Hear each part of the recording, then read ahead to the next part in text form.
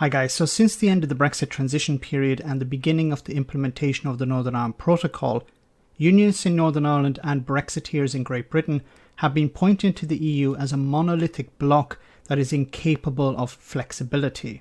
Well, that argument fell apart once again this week when the European Commission published papers on the way forward, always within the framework of the protocol.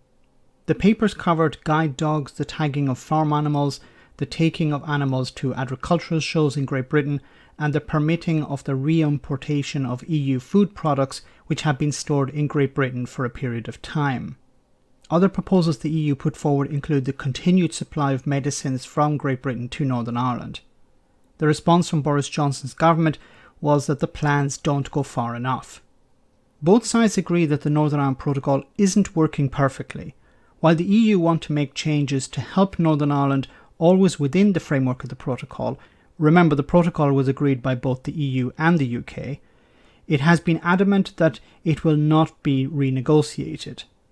The UK has, of course, a different approach.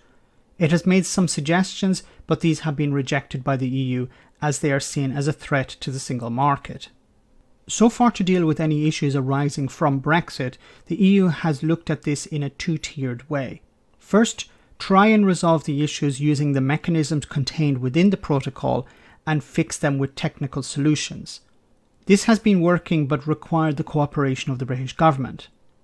The second is to offer the UK an agri-food agreement along the lines of the Swiss model. This would eliminate most Great Britain to Northern Ireland checks taking place, something Brexiteers in Northern Ireland and Great Britain have been complaining about. The response from Boris Johnson's government? No to both of them. We want to renegotiate.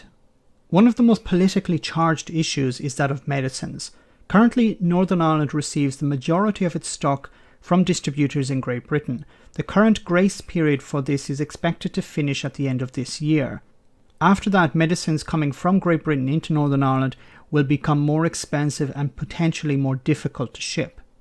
Some pharmaceutical providers in Great Britain have gone on the record to say that they may no longer see it as commercially viable to continue shipping to Northern Ireland after the grace period.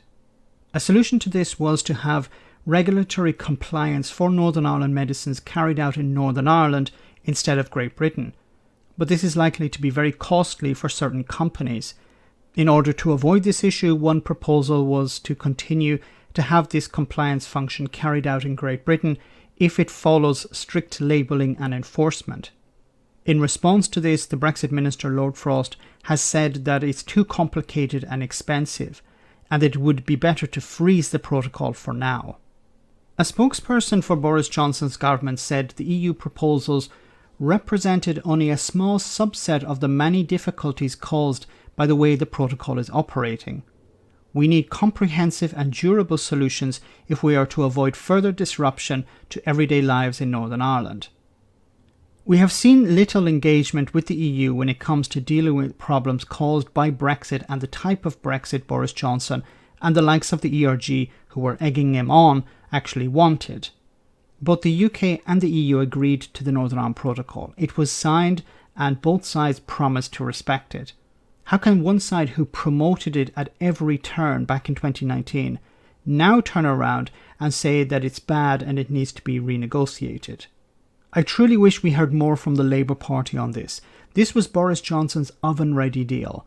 Now he wants to throw it in the bin. Let me know in the comments section, guys, what you think. As always, your comments are greatly appreciated. Thanks a lot. I want to say a big thank you to all of my patrons. You ensure that this channel continues to exist. I'm eternally grateful for all of your support. If you join Patreon, you will receive instant access to our Discord server, where we have both audio and video chats. You can chat with me and other patrons, where we discuss important and non-important issues. Becoming a patron per month costs about the same as a large coffee, so why not check it out?